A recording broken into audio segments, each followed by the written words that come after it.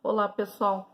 Na aula de hoje, nós conversamos um pouquinho sobre monohibridismo e o dihibridismo, as duas leis de Mendel, né?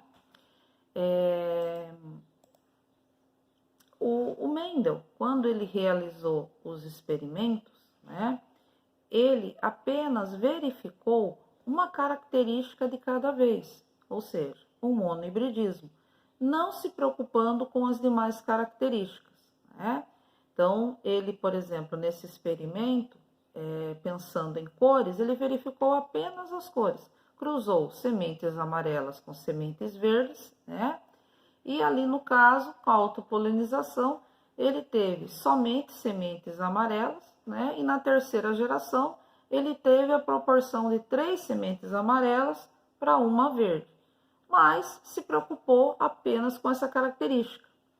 Ele repetiu esses cruzamentos várias vezes, até confirmar esses resultados. E então, só depois é que ele enunciou a sua primeira lei, conhecida como Lei de Mendel ou Lei da Segregação de Fatores, ou ainda, a Lei de Monohibridismo, né? Por que monohibridismo? Porque ela se aplica aos híbridos, com relação somente a uma característica. Como que ficou o enunciado da primeira lei de Mendel? Esse enunciado ele ficou assim: cada caráter é condicionado por um par de fatores que se separam na formação das gametas, nos quais ocorrem em doses simples, né?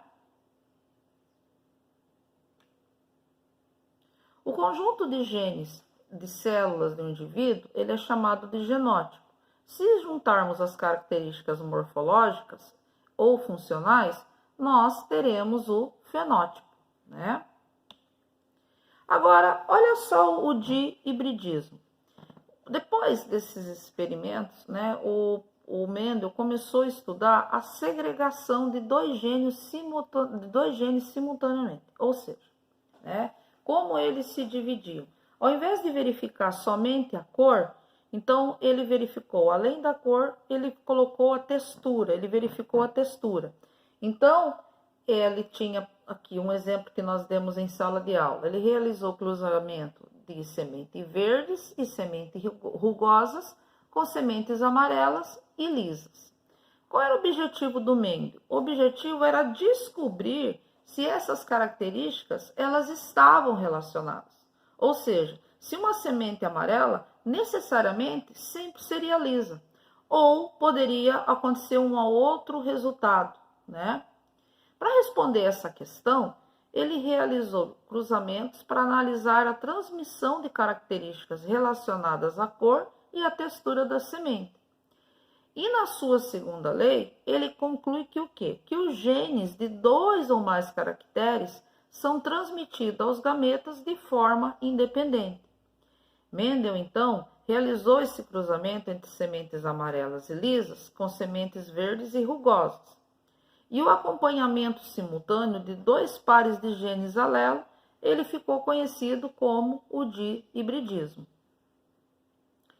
Para ele exemplificar, né, falando de genótipo e fenótipo, ele colocou assim: as sementes amarelas, fenótipo amarelo, e lisa, né, elas têm o genótipo o quê? Vzão, Vzão, Rzão, Rzão. E só possui a possibilidade de formar gameta que, obviamente, tem o Vzão, Rzão. Eles não continham o recessivo. Já as sementes verdes e rugosas, elas tinham o genótipo Vzinho, Vzinho, Rzinho, Rzinho. E só possuíam a possibilidade de formar as gametas com Vzinho, Rzinho.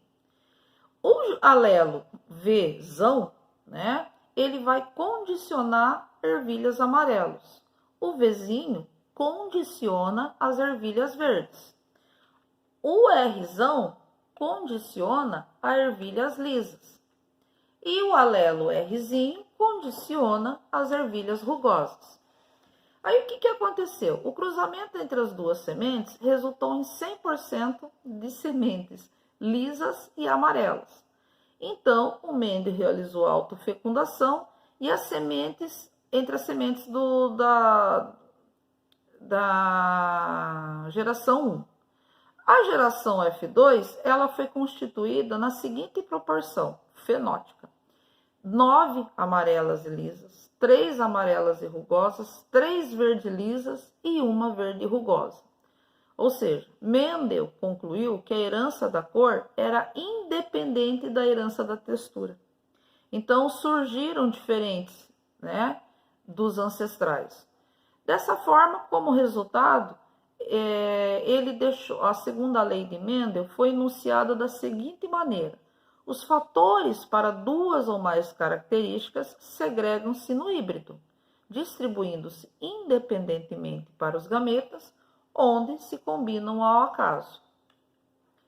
Dessa aula, né, nós utilizamos o quadro de Punnett para cruzamento com duas ou mais características, fizemos os cálculos. No portal de vocês tem a folha em anexo com os exercícios e peço que tentem fazer e assim que possível posso encaminhar suas dúvidas para que eu possa ajudá-los. Um abraço, até mais.